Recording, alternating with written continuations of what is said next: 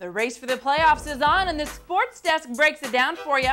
The North and South baseball teams clash as they both try to secure a playoff spot. And in softball, it's the Tartars who win. Or wait, it's the Saxons. Or wait, it's the Tartars. Yes, it's that kind of back and forth game you want to check out on the Sports Desk. On the volleyball court, the Spartans are rattling their opponents one match at a time. Did the Saxons pull off an upset? Where were you last weekend? Maybe you were eating, drinking, or dancing the way, all the while rounding up some funds for your favorite Warrior athletes. Get fired up. It starts right now.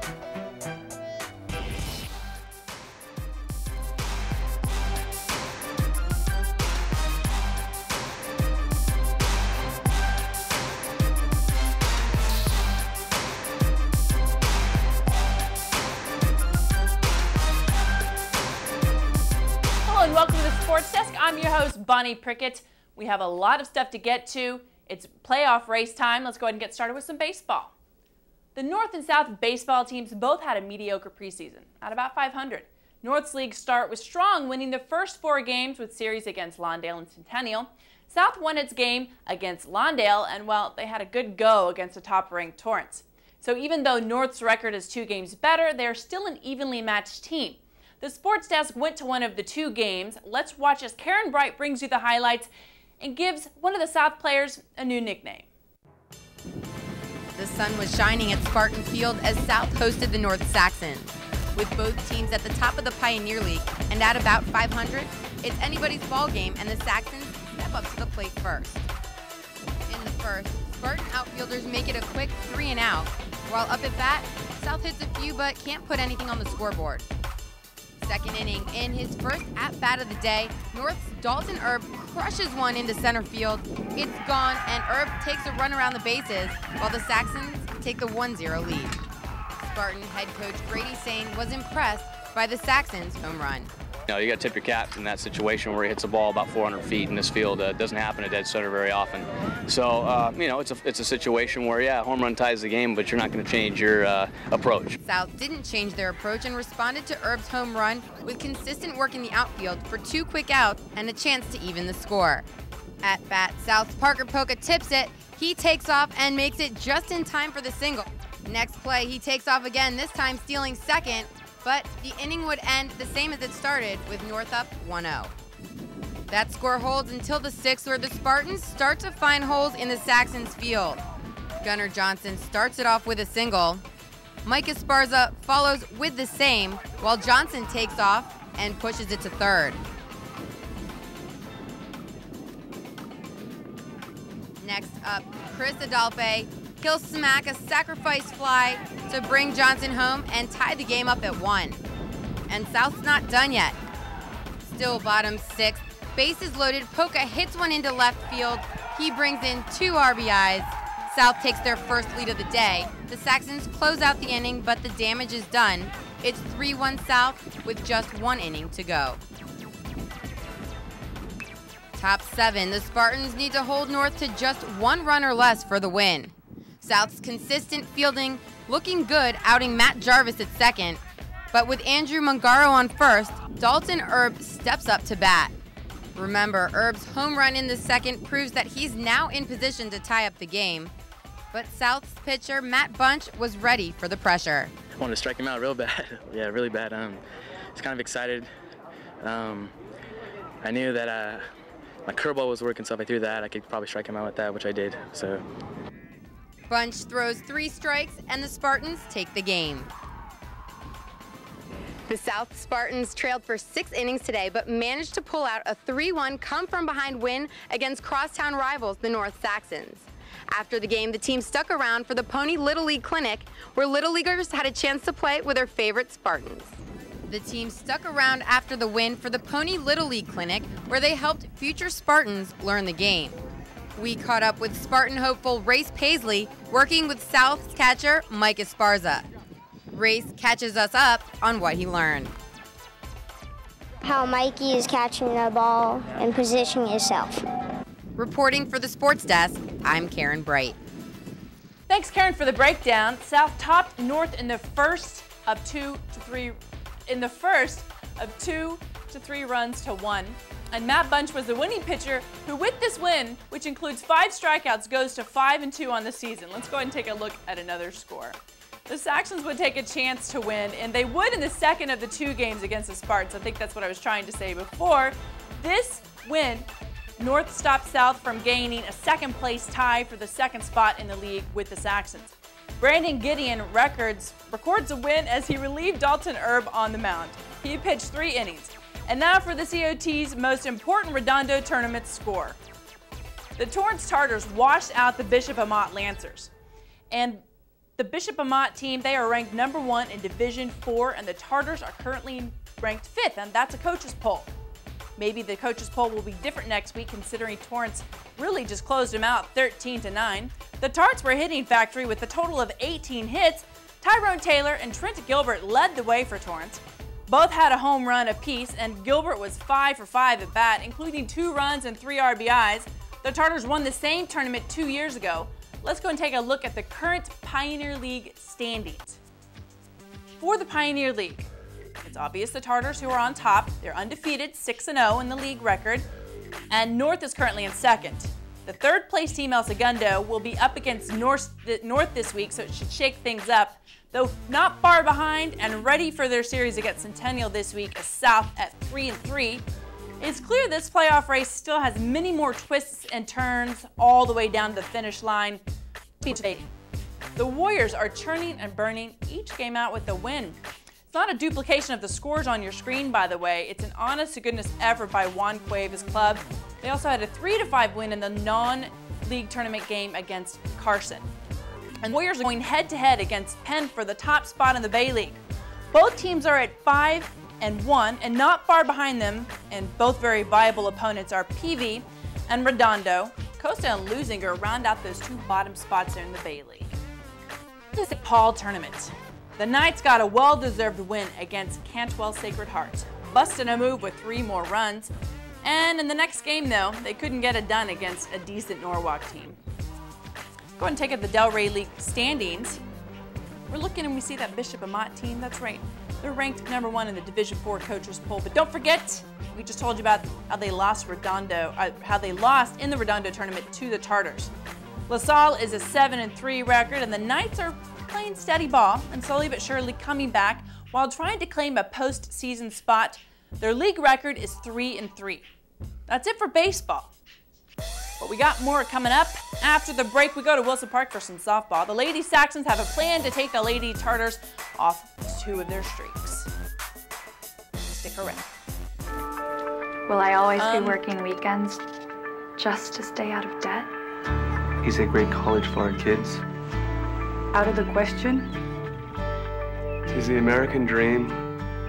Out of our reach? Not if we can help it. We're the National Endowment for Financial Education, a non-profit organization dedicated to helping people just like you get smart about their money.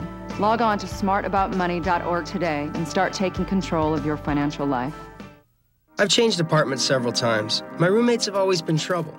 Now, because of the economy, I've had to move back home. When my mom gets drunk, she tells me everything I do is going to fail. I get into arguments with her about her drinking. Dad goes to Al-Anon family groups. I didn't think Al-Anon would work for me, but every time I go, I feel better. If someone's drinking bothers you, you might find help in an Al-Anon family group meeting right here in our community. I found support there. You can too. Call 1-888-4-AL-ANON or visit alanonfamilygroups.org. Are you playing a dangerous game with the future of America's citrus? Move a citrus plant, and you could be spreading a disease that kills citrus. On its own, the disease can't move far, but in a car, an infected plant can travel miles. Move a citrus plant, and it could be game over for our citrus. Now it's your turn. Please, don't risk citrus. Don't move citrus. Learn more at saveourcitrus.org. A message from the USDA. Welcome back. Before the break, we were discussing the baseball records. I just want to make a note to you that the Bishop Montgomery Knights currently stand at 3-5 in league, although they're still vying for a playoff spot with a few games left, so good luck to them. Let's go ahead and talk about softball now. The young Torrance softball team, they're looking to keep their heads above water in this league play. They should feel good going into this game against the North Saxons. After all, they're on a 15-game home streak and a 19-game Pioneer League streak. The North Saxons are on a win streak of their own, though, 6 straight games that they've won. The winner of this game should position themselves as a front runner in the very tight Pioneer League race. Sports Desk reporter Nick Ekbatani brings us one to you. Torrance started the game red hot after scoring 2 early runs, but at the top of the 3rd, North Sydney Haling blasts a big hit, setting the ball and the center fielder right over the fence. The home run would tie the score for the Saxons at 2-2 and set the tone for a game that was certainly interesting to say the least. The Tartars respond by playing some phenomenal defense, making the play to get Vanessa Gonzalez out at home. But things start to get a little wacky for Torrance. North's Alex Perez was able to sneak her way onto third base, and an error by Torrance would give her a chance to possibly steal home. Would she make it? You bet. Saxons up 3-2. But Torrance wouldn't be the only team to fall victim to mistakes. A sloppy throw by North's starting pitcher Molly Winders turns a simple bunt into a potential disaster for the Saxons, allowing Torrance's Natalie Ayala to advance all the way to second base. Torrance's Cameron Watts is able to find an opening in the Saxons' infield and bring 2 runners home for the Tartars. But then things start to get a little wacky for the Saxons this time.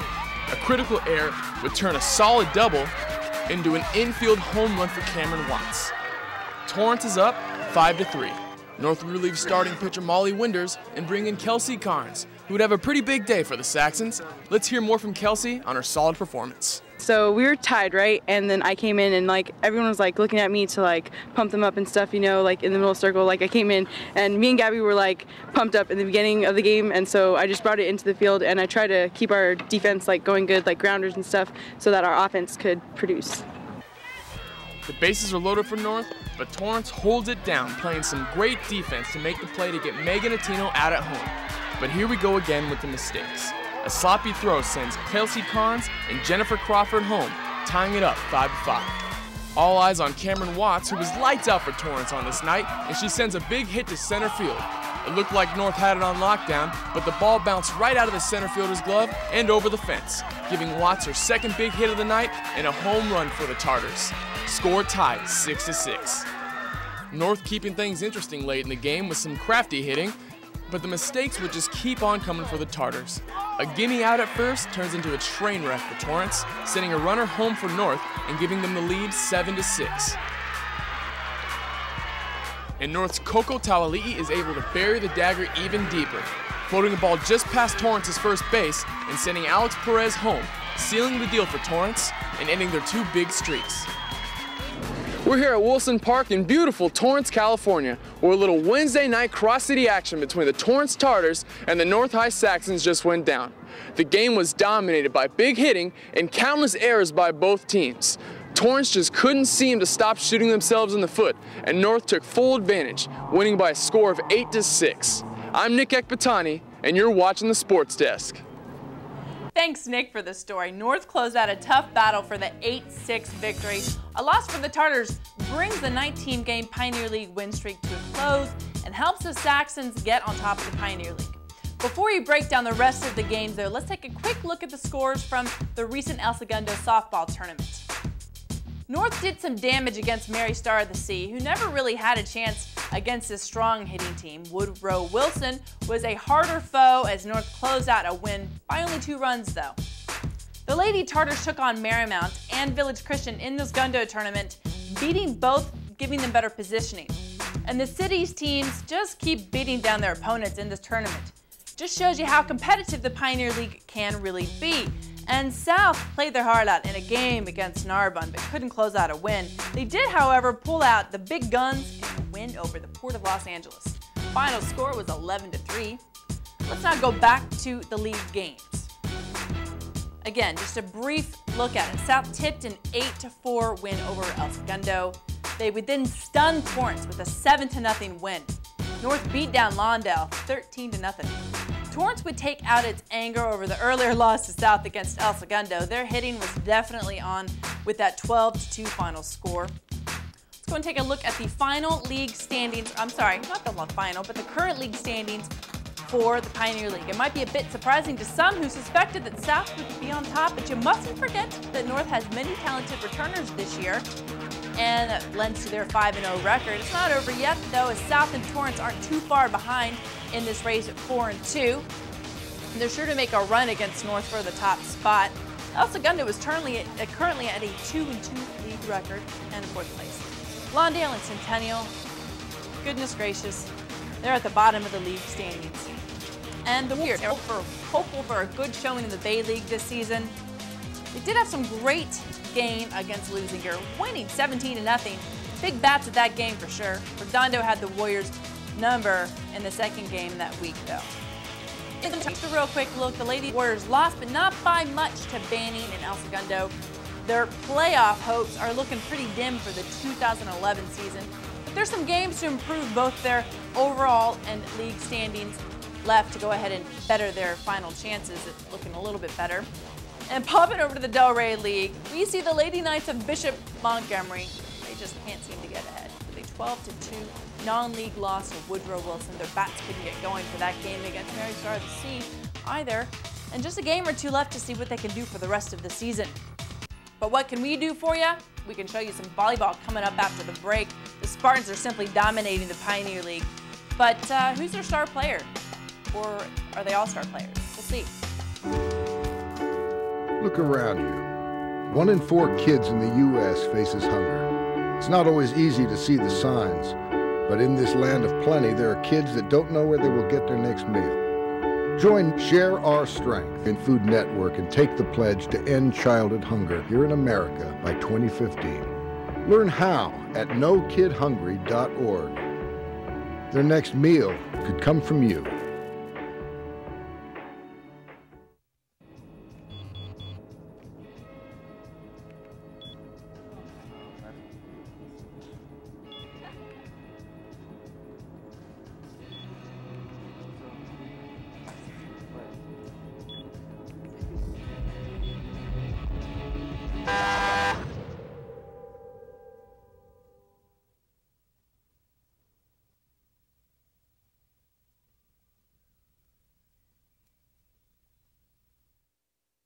Sometimes I want more information about what's in a video game. Now there's a new way to get rating information along with in-depth rating summaries. Players shoot lasers from an arm cannon and limbs fly off. Check the rating and use rating summaries anytime and anywhere. And best of all, they're free. Formula One Racing. For more information about the ratings and rating summaries, go to esrb.org/mobile. Boys volleyball is always played at high levels here in the South Bay. It seems as though the power and talent and winning streaks shift from school to school, almost season to season. But the last 2 years, the South Spartans have really dominated the scene and are continuing to dominate this season. What I like about this team is while they are all key players, every week there's a new standout that picks up the slack that maybe the other players didn't. They played against a very talented North team this time around. Let's go and check out the other side of this story. The Saxon boys volleyball team went to South's small gym in hopes of pulling off an upset. Those hopes were quickly put to bed as the undefeated and top-ranked Spartans dominated early in the first game. To say that this team has chemistry would be an understatement.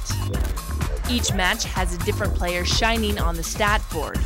One of the Spartans you're always sure to see as a stat leader and team leader is outside hitter Andy Gage.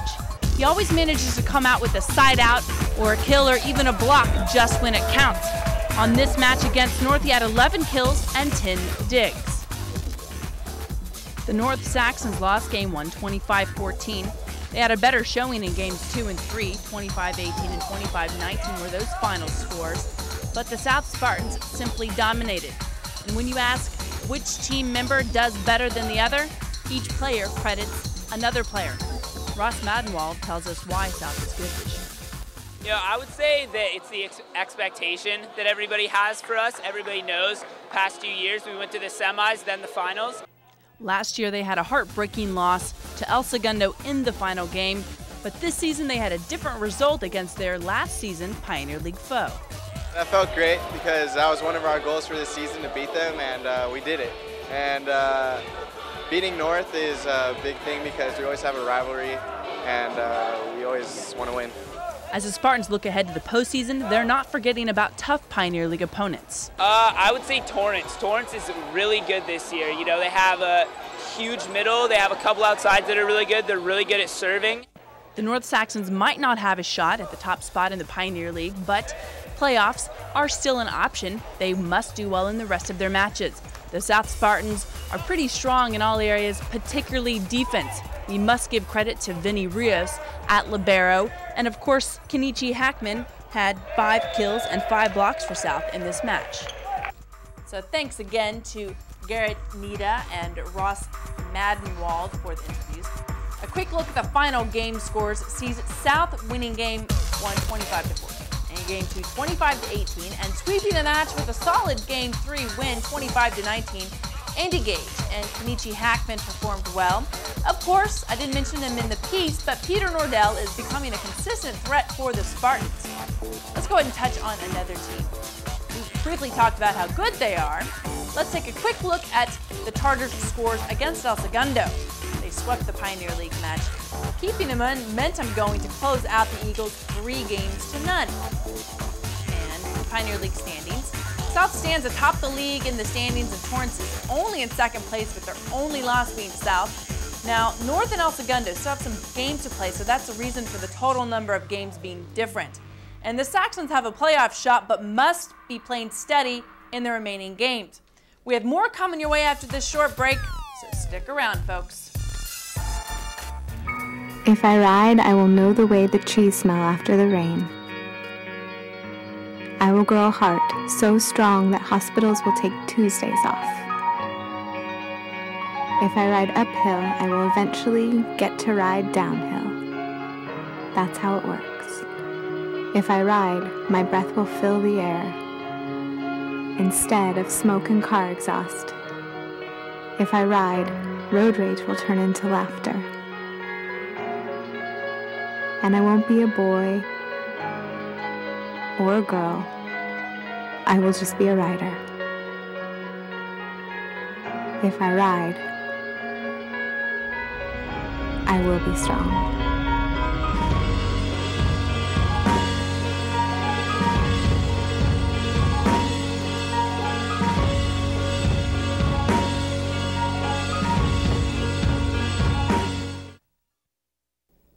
Welcome back. It's time for the roundup, so giddy up your appetite and get ready and go to the food trucks. Well, it's actually the first annual meeting of the West High Warrior Roundup.